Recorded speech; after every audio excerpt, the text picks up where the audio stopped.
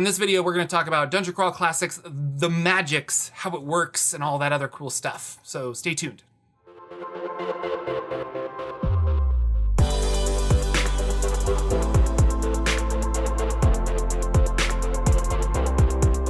Everybody, my name is Jordan with a silent PH in the middle, and over there in the corner is, that's Oscar the dog. And today we are going to talk about the magic system in Dungeon Crawl Classics. Real quick before we begin, I wanted to talk about DCC Day, which is June 26th. If you're interested in playing Dungeon Crawl Classics, check your local gaming store, and perhaps they are participating in DCC Day. And if they're not, talk to them and get them to participate, run games for them, things like that. Really cool. They've just started this. I think this started last year or maybe 2019. And I tried to participate last year, but my gaming store was like half into it, and I've been hounding them. And so I think this year they're gonna actually have a full-blown thing.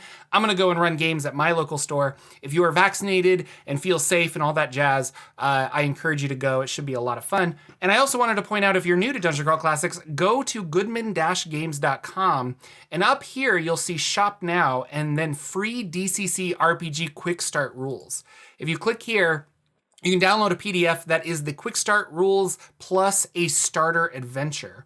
And so this has all of the rules for like levels 1, maybe 2 for all of the classes, bunch of equipment and stuff. It's really everything you need to play a level 0 funnel and a level 1 adventure. And then, oh, look at this. We have The Portal Under the Stars, which is a level 0 to 1 DCC RPG adventure. So check that out. Links down in the doobly-doo. If you are unfamiliar with Dungeon Crawl Classics, I am making a mini series on it, so you can check out the first video, which is an introduction to DCC. And in this video, we're going to kind of go into detail about the magic system because it is pretty unique and different from traditional D&D, and I like it. So let's dive in.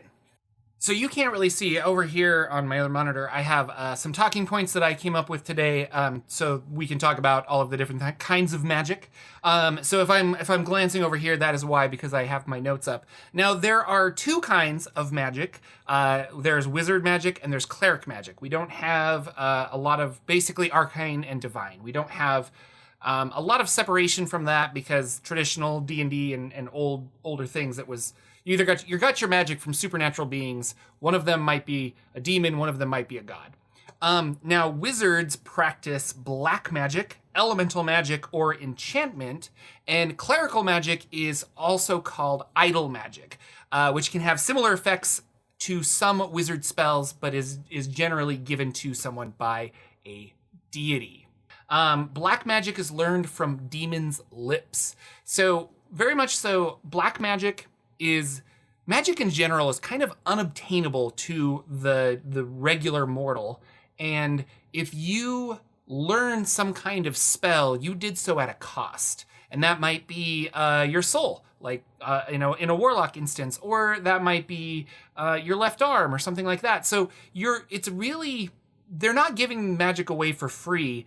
And in the worlds of Dungeon Crawl Classics, magic isn't necessarily like a Forgotten Realms weave, or the Force in Star Wars, where it's there, you just have to be special to like find it, but it's always there and it permeates us. No, magic is definitely supernatural, and it comes at great cost to humans or elves or other people that can wield magic in this way.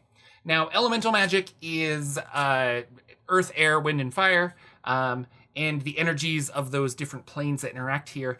Enchantment magic, and this was interesting to me, also known as white magic, is the most mundane of magics, as it is grounded in the overlap of the material plane of existence with other planes. White magicians manipulate the nature of things to conjure, divine, trick, astral projection, ethereal travel, journeys to the lands of unnatural geometries. And so that was kind of interesting. I like that. And then idle magic or divine magic is magic granted by worshiping a god or a higher power. Within the world of Dungeon Crawl Classics, the known spells of the current era. Currently, there are 716 wizard spells. No more, no less. Now, this is just a funny joke, but we'll read it. This number is known because Litor the Limericker, a great mage of the 4th Eon, successfully contacted a somnolent elder god that susurrated several secrets, in limerick form, of course. Before drowsing off forever, it is the measure of success for every wizard to fill his spellbook with as many of these 716 spells as can be found in his or her lifetime. Now, the spells in this book do not equal 716. There is a lot of like wiggle room for the writers of Dungeon Crawl Classics to make more spells, and I don't even know if they'll really ever keep to this. Who knows if they'll go over, or if it's like, oh no, like another wizard has come along and they invented some more, and now they're. But it's a fun idea that that could be something for your wizard. Is I'm gonna gain every spell in my spell book. Jumping back, you cast a spell by making a spell check. In Dungeons & Dragons 5th edition specifically, you have a spell attack, or you have a saving throw. And when you do an attack against somebody, you would roll your spell attack and see if it hits their armor class, and if it does, you do damage. Or if you're doing like a charm, they would roll a charisma save against a static number that you have based on your power as a magic user. And then, fail or not, they would become under the influence of your charm spell. Dungeon Crawl Classics, every spell has a level, and every level has a certain DC, a difficulty class, like a number that you need to hit as a spellcaster. So innately casting the spell isn't about whether the enemy resists it. It's more about, can you even get the magic to correctly happen? Everything is spell checks, and the DC of a given spell is 10 plus 2 times the spell level. So in the case of a level 1 spell, it's going to be 10 plus 2 times 1 is 2, so 12. So I have to roll a 12 or higher on a 20-sided die in order to actually make that spell happen. If I roll under that, I forget the spell, and we're just talking about wizards right now, but if I roll under that, I forget the spell and nothing happens. So I try to do some cool arcane magic and it doesn't work. But if I hit that 12, I do the bare minimum of whatever I'm casting. If I get all the way to like 36, I do an ungodly amount of damage. And so this scaling is really interesting to me because lower level spells will automatically get more powerful as you level. When I cast a spell as a wizard, I'm adding my d20 plus my intelligence modifier and my caster level. So a caster level would be my wizard level because there's various casters in the game. So if I am, let's say, level 7 and I'm casting a level 1 spell, I still need to reach that 12 in order to do the bare minimum of whatever I'm doing, but I'm now rolling a d20 plus 7 plus my intelligence modifier, which let's say it's like 2 or 3. So I'm rolling at a plus 10 to make that happen. So you can get those level 1 spells to do really awesome things later on as you go. And there's other various tricks to make it happen in earlier levels as well. The amount that I roll, so if the spell is an offensive spell, usually just hitting the spell check will do damage. So in the case of like Burning Hands, if I reach a 12, I'm going to do 1d6 fire damage to the thing that I'm attacking. They don't resist, well, they could resist that based on their things, but they don't like have a save, they don't have other things, they take damage because I effectively just got the spell to happen.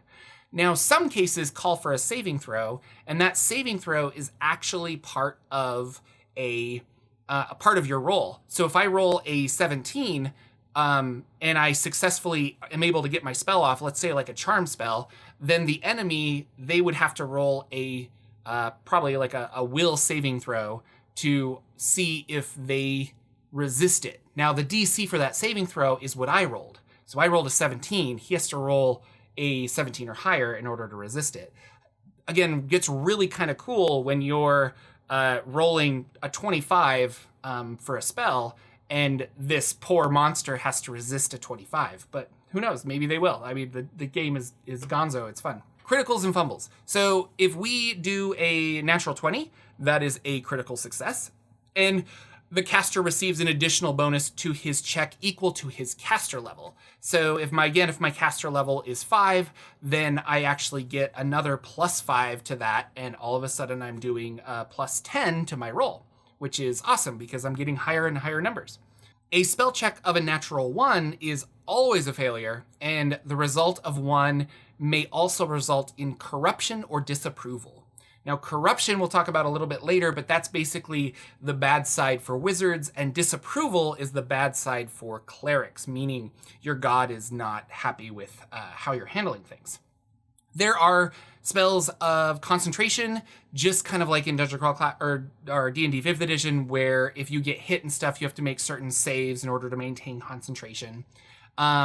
There is, although wizards and elves are the arcane spellcasters of this game, maybe you find a wand or you're trying to read a scroll, and if you want to do that, we're going to use that dice chain mechanic that I talked about in the first episode of this series, that we're going to go down the dice chain. So instead of rolling a d20 in order to hit that 12, you're actually going to roll a d10, but it's still a d10 plus your modifier, intelligence modifier. And I'm not sure, because it's not caster level, you're not a caster level as a dwarf.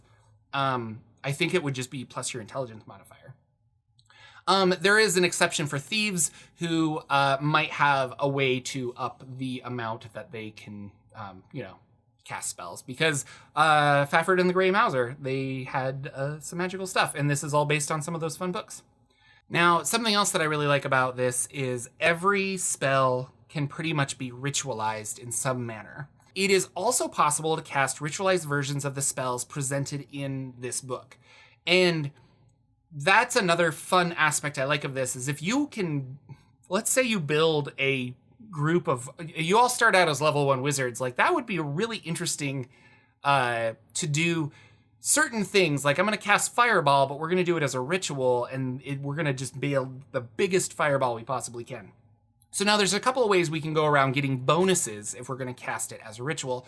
I don't necessarily know if this would happen in combat. I would have to really dig through the rules to see if you could do a ritualized spell in combat.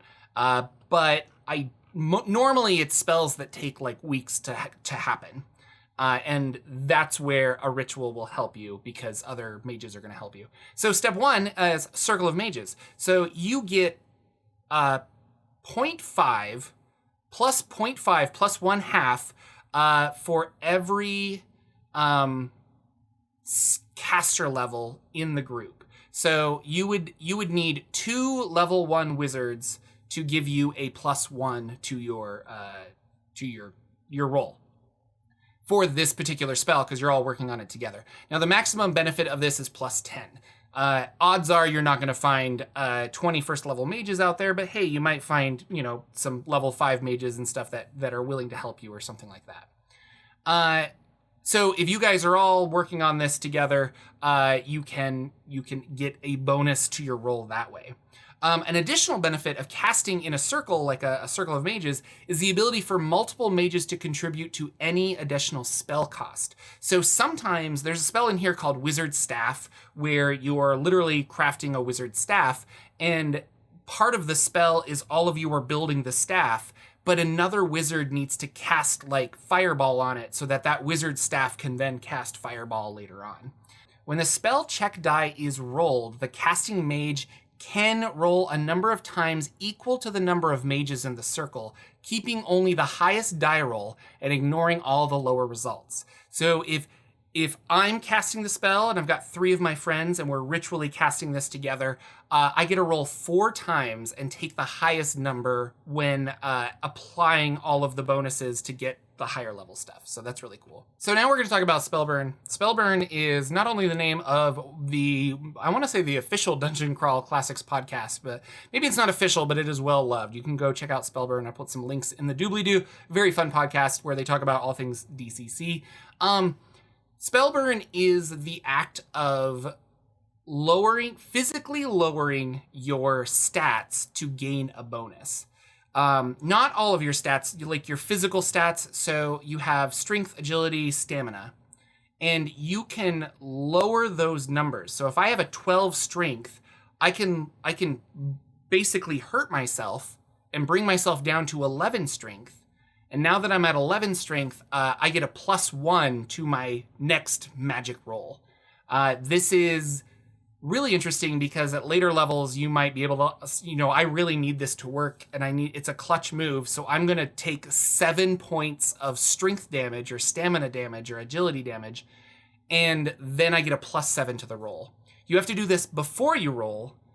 So it could be wasted. It could be really cool. Who knows? But the idea is that you're, I don't know, like sacrificing blood, or you're like, I don't know. I'm trying to think of something cool, but I don't have to think of something cool because, oh, look, there's Spellburn actions. So you can roll randomly if you don't know what to do. The wizard uses a hot iron to brand a supernatural symbol on his arm or torso. The wizard must speak aloud his own true name, weakening himself as a result. The wizard starts to itch. He has strange, uncontrollable itches and scratches constantly. So you're doing these weird actions of a physical sacrifice to the being that has given you some kind of power. And with that, they're going to give you a bonus. Every time I've played DCC, not ran it, but when I've played it, the the judge, they're called judges. So whenever I've played DCC, the judges usually want me to come up with some cool thing that I have done. So it's like, and I think one time I was playing in a Lankmar game and they were like, so how do you get this bonus? And I was like, oh, well, my patron is this thing. So there was like a torch nearby. And so I just like held my hand in there and burned it while I was like casting with the other hand. And that's cool. Now we're going to talk about Mercurial Magic, and that is a function of Dungeon Crawl Classics that makes every spell kind of interesting and new. So we're going to say the firstborn son of a witch hanged at trial wields black magic. An orphan raised by satyrs is a good student of druidry. There's all these kind of like, why are you special? How do you know this kind of thing?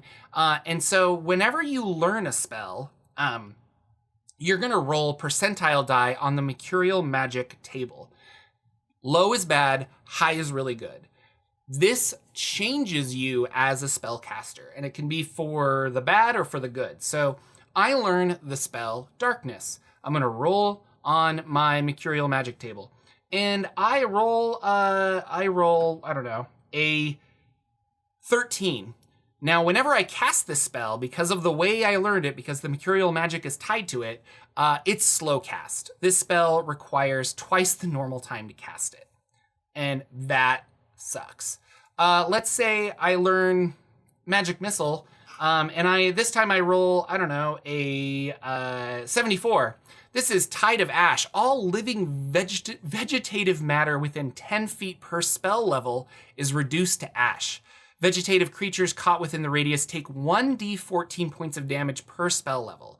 Dead vegetative matter is ineffective. So I'm casting Magic Missile, and whenever I do that, this happens. This is just part of the spell based on the way I learned it, or some fluke, or my patron gave it to me in a weird way, and that completely changes. I had a game where we were playing, where I think somebody had Mercurial Magic that was like, they had a really dumb spell. It was like cantrip or something. And so they were like casting cantrip and it doing weird things, but their Mercurial Magic was so good. Whenever they cast cantrip, they would spawn like a spider that came out of their body that would fight for them for 10 minutes or something. So for him, it was worth it in combat to use this quote useless spell of combat to actually summon spiders. So it can change the way you play. And the combinations between this and all of the other spells, you're going to have a blast. Now, it can be good and it can be bad. I had a player who rolled really good, and he was able to roll a D30 instead of a D20 for that spell only. Next, we're going to talk about corruption. Specifically, this is just great art. Corruption is the arcane magic backlash against you as a wizard because you rolled a 1 in game, but the idea is that magic is unstable and can harm you. Each and every time a wizard rolls a natural 1 on a spell check, he suffers the effect of spell failure. Moreover, his spell may misfire and he may suffer corruption.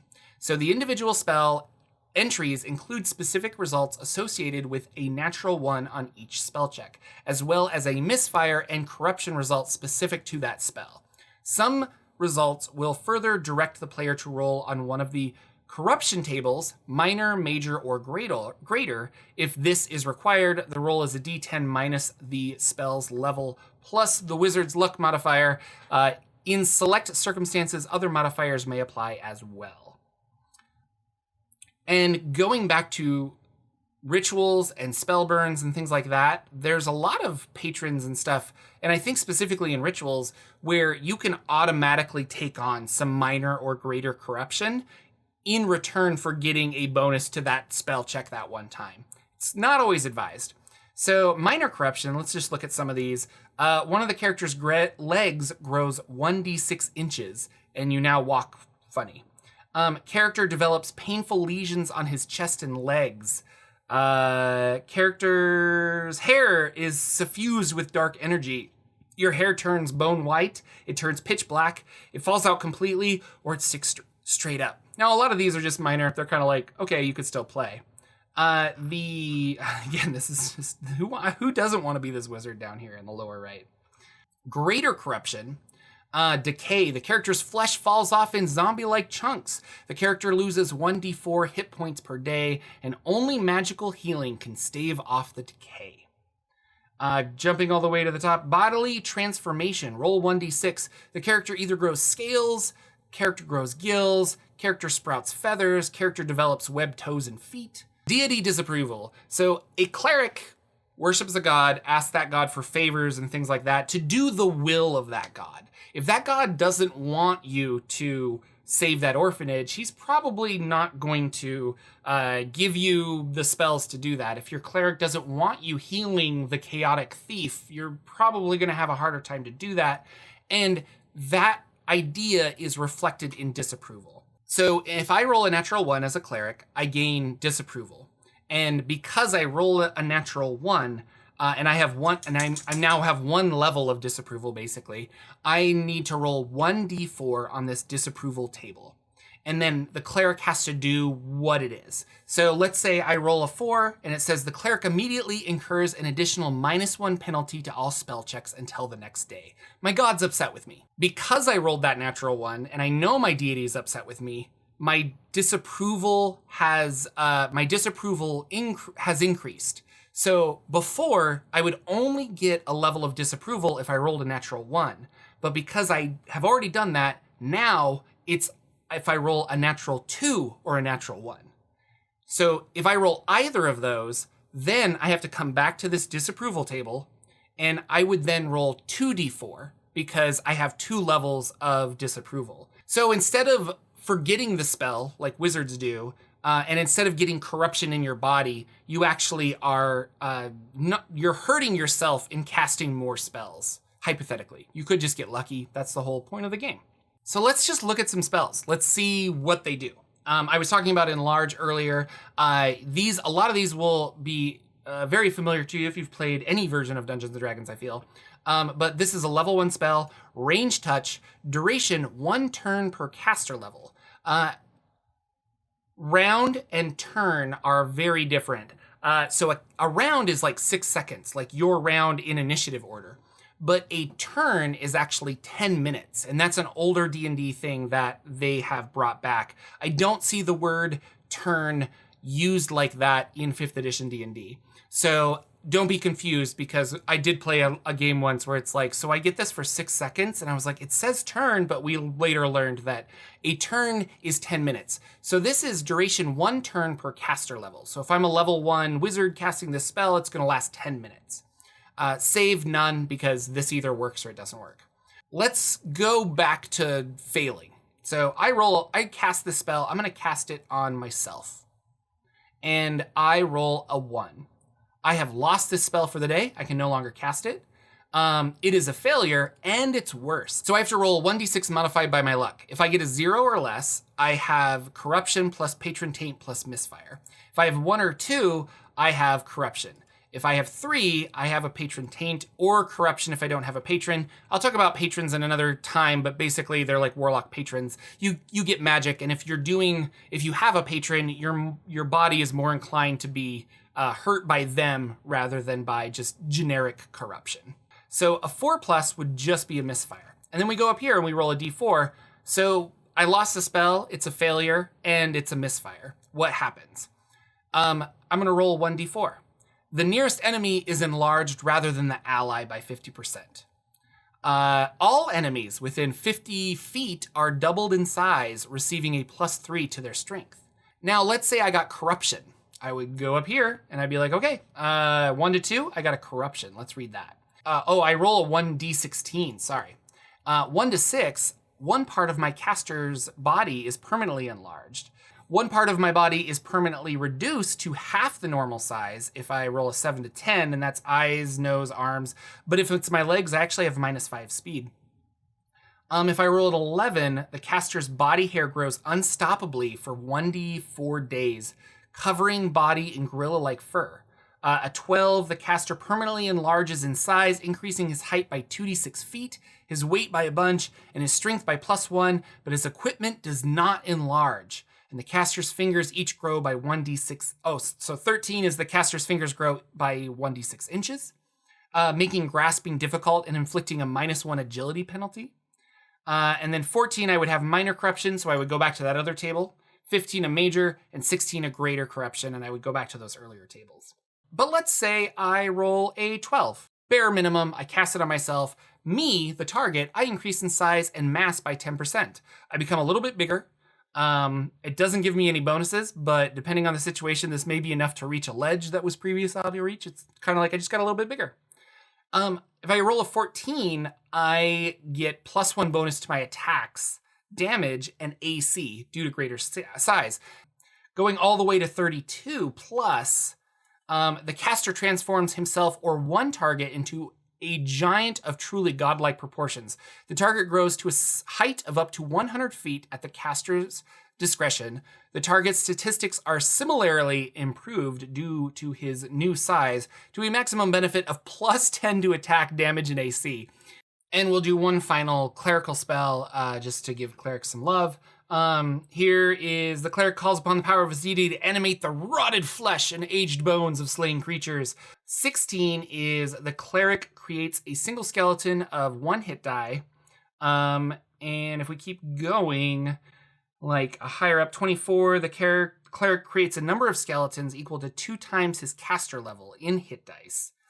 So for example, a level 5 cleric could create 10 skeletons or 3 zombies, etc., based on the hit dice. So you're just rising up the dead to do your things. But a 36 plus creates terrifying undead. He can animate any kind of undead, including intelligent undead, such as liches and vampires, provided the raw materials are present and the correct rituals are performed. Created undead can be up to 4 times his class level in hit dice. He can choose to animate the mortal remains of larger creatures, creating skeletons and zombies with above average hit die. If multiple corpses types are available, the cleric can produce a mixture of undead, provided their combined hit dice do not exceed 4 times his cleric level. So do you want an army? This is how you get an army.